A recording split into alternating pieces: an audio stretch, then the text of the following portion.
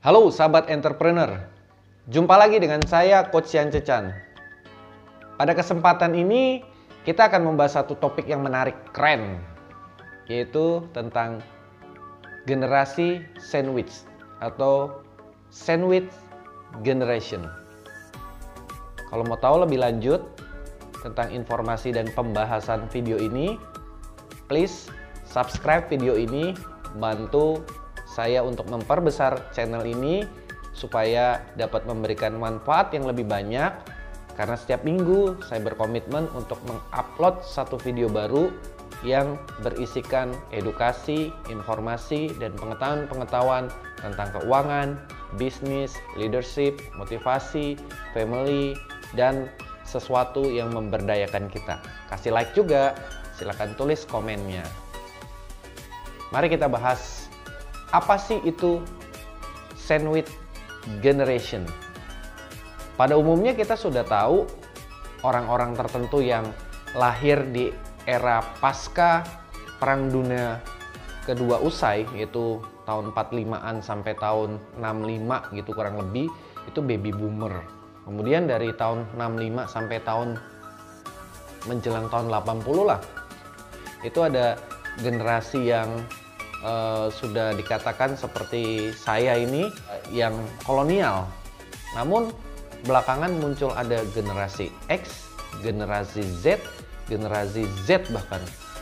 Banyak orang juga menyebutnya generasi milenial. Nah, ini berbeda, bukan kategori generasi X, generasi Z, atau generasi Y, atau generasi milenial.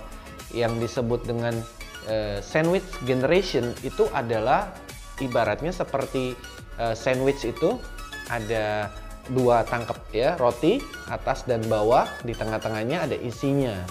Nah, kenapa disebut dengan sandwich generation? Karena seperti ini. Kalau kita perhatikan, tidak usah jauh-jauh lah, di sekeliling kita ada orang yang menjadi sandwich generation. Contohnya seperti saya. Saya ini di tengah-tengah. Maksudnya saya dan istri, berarti kami berdua itu di tengah-tengah. Maksudnya di tengah-tengah gimana? Kami memiliki anak-anak.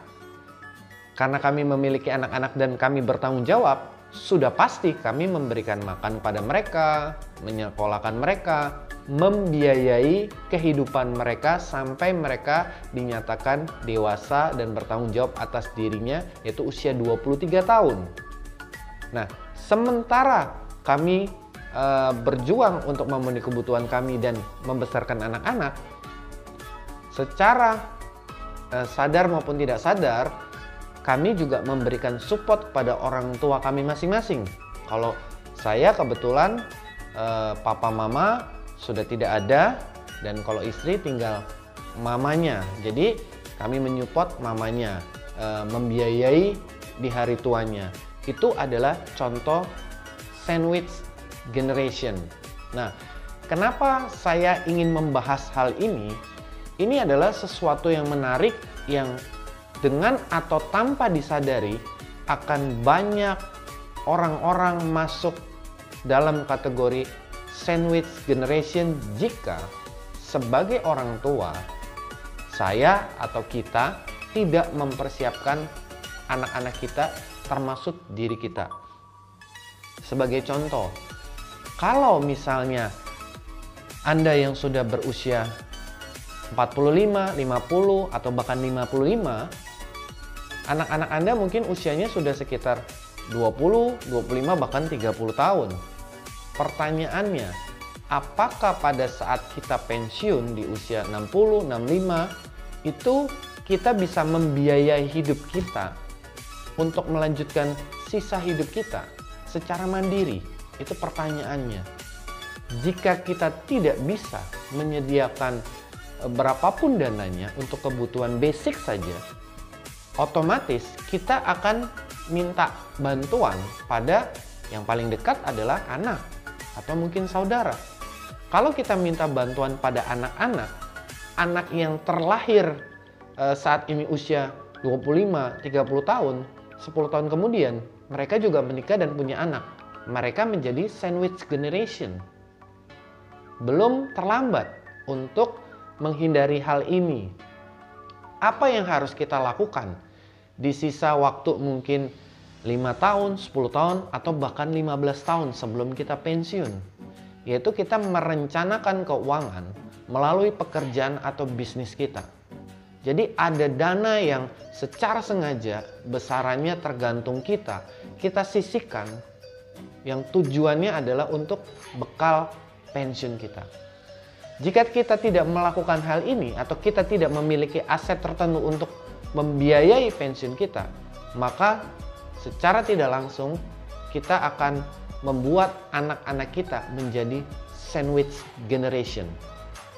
Nah, hal lain yang perlu kita berikan juga, bagaimana kita mengedukasi anak-anak kita mandiri secara finansial, punya karir yang bagus, mungkin punya usaha, punya profesi, sehingga mereka punya kesejahteraan dalam kehidupannya. Dan ajarkan juga pada saat mereka punya anak-anak, mendidik anak-anak untuk disiplin menabung, merencanakan hidup, berprestasi, dan juga ke depannya siapapun di antara kita termasuk anak-anak kita juga akan mengalami yang namanya pensiun. Kalau itu tidak direncanakan, maka selamanya akan terjadi sandwich generation, sandwich generation, sandwich generation. Kalau kita bukan terlahir dari anak orang kaya atau konglomerat, maka hal ini akan terjadi. Saya melihat dari beberapa orang di sekitar kami yang kebetulan mereka dari keluarga biasa-biasa aja. Ini terulang dari satu generasi ke generasi berikut ke generasi berikut. Bukan berarti ketika kita sudah dewasa, ketika anak-anak kita sudah besar, punya income, itu tidak boleh memberikan pada orang tua. Memberikan sesuatu ke orang tua, bisa itu uang, bisa itu hadiah, atau membiayai orang tua ke luar negeri, atau berobat, itu adalah hal baik. Artinya kita bisa berbakti. Tetapi menjadikan hidup kita pada saat pensiun tergantung dari sumber income dari anak, menurut saya pribadi itu bukan tindakan yang bijaksana. Oleh sebab itu, saya mengajak sahabat entrepreneur untuk merencanakan hidup kita. Sisa waktu yang kita miliki untuk pensiun nanti itu tidak banyak, tapi masih cukup kalau kita mau melakukan dengan sungguh-sungguh. Ya, sebagai contoh, kami dalam 5 tahun terakhir dari 2015 sampai 2020 bekerja dengan sangat keras sehingga kami bisa mengumpulkan beberapa aset yang bisa kami jadikan sebagai bekal pensiun.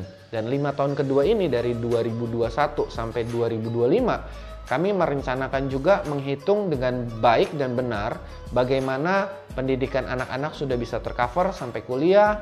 Dan pada saat kami pensiun mungkin 5 tahun dari sekarang atau mungkin 10 tahun dari sekarang, jadi kami sudah punya cadangan atau biaya untuk membiayai pensiun kami. Itu yang sedang kami rencanakan dan ongoing. Dan selain itu, kami juga mulai mendidik anak-anak kami untuk merencanakan hidupnya. Mulai menabung, mau punya rekening berapa rupiah pada saat nanti mereka usia 30, mau menjadi profesi seperti apa, apakah mau menjadi pengacara, apakah jadi arsitek, atau membangun bisnis, atau mau bekerja, terserah mereka. Yang penting mereka bisa merencanakannya dengan baik. Nah, bagaimana dengan Anda? Kalau Anda memang serius dan tertarik keluar dari jebakan sandwich generation ini, lakukanlah hal ini dengan segera. Yang pertama adalah review kembali berapa aset yang kita miliki. Yang kedua, berapa hutang yang kita miliki. Dan yang ketiga adalah berapa biaya hidup yang kita miliki saat ini. Dengan kita mengetahui hal tersebut, kita bisa membuat satu perkiraan. Kalau seandainya nanti 10 tahun dari sekarang kita pensiun, berapa biaya yang dibutuhkan? Itu sangat mudah sebenarnya. Ada caranya, Anda bisa googling juga atau Anda cari di YouTube video-video tentang membuat perencanaan pensiun. Nah, jika Anda serius, sekali lagi, lakukan itu segera. Ajak pasangan Anda untuk mendiskusikan bagaimana merencanakan pensiun sehingga Anda terbebas dari sandwich generation, khususnya untuk anak-anak Anda yang saat ini usia 20, 25, atau 30 tahun. Saya yakin dan percaya setiap dari kita menginginkan perubahan yang terbaik. Jika itu adalah keinginan Anda, maka lakukanlah segera mungkin. Demikian informasi yang bisa saya bagikan, semoga bermanfaat. Pastikan Anda melakukan subscribe, karena ini sangat membantu channel saya, dan share kalau memang video ini berguna dan bermanfaat. Terima kasih, sampai ketemu pada episode berikutnya dan video-video menarik lainnya.